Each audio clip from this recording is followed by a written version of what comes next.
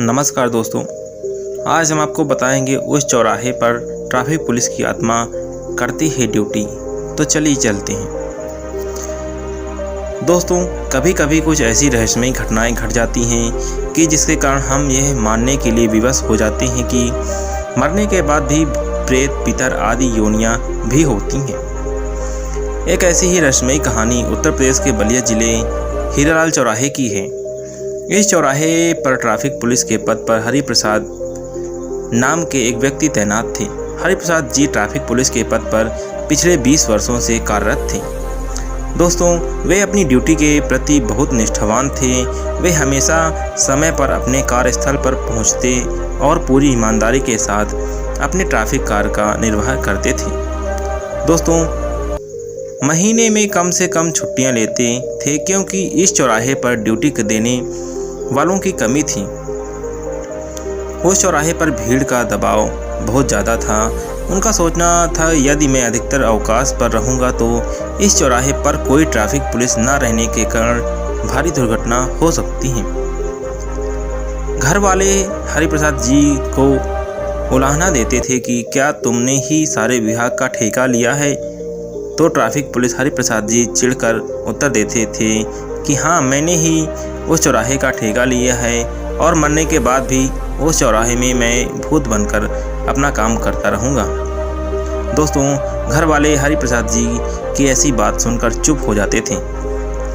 धीरे धीरे traffic police Hariprasad जी की आयु 45 वर्ष हो चली थी।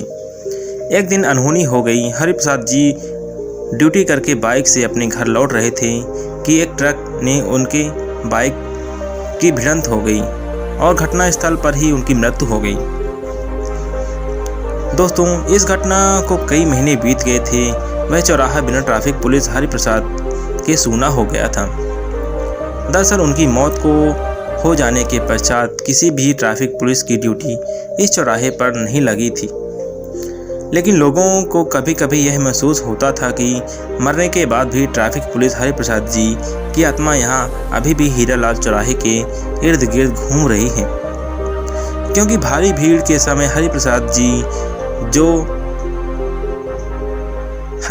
जी तो नज़र नहीं आते थे, लेकिन उनकी व्हिसिल की आवाज़ उस समय सुनाई देती थी।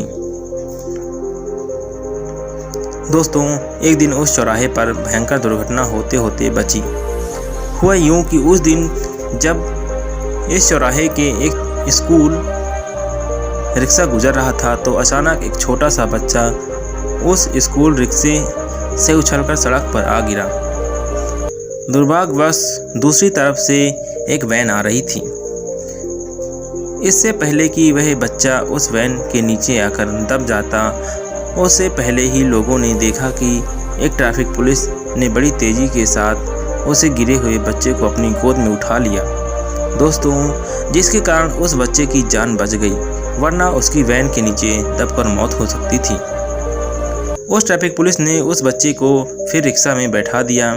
स्कूल पहुंचकर जब उस रिक्शा चालक ने स्कूल के प्रिंसिपल को सारी बात बताई तो उनके मन में उस ट्रैफिक पुलिस के प्रति आदर के भाव जाग उठे,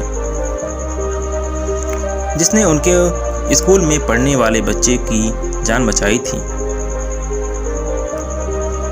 स्कूल के प्रिंसिपल साहब अब उस चौराहे के उस ट्रैफिक पुलिस को उनके अच्छे कार्य के लिए पुरस्कृत करना चाहते थे, जिसने उनके स्कूल की एक छोटी बच्चे की जान बचाई थी।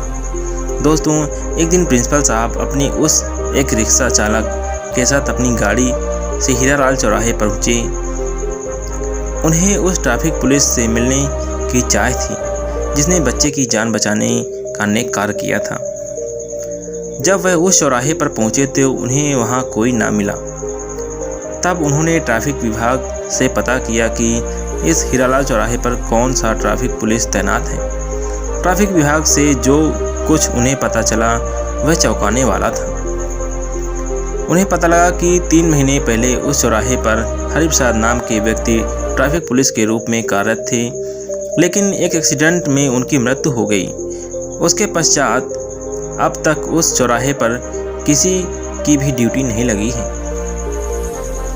यातायात विभाग के अधिकारियों की यह बात सुनकर स्कूल के प्रिंसिपल साहब भौचक्के रह गए।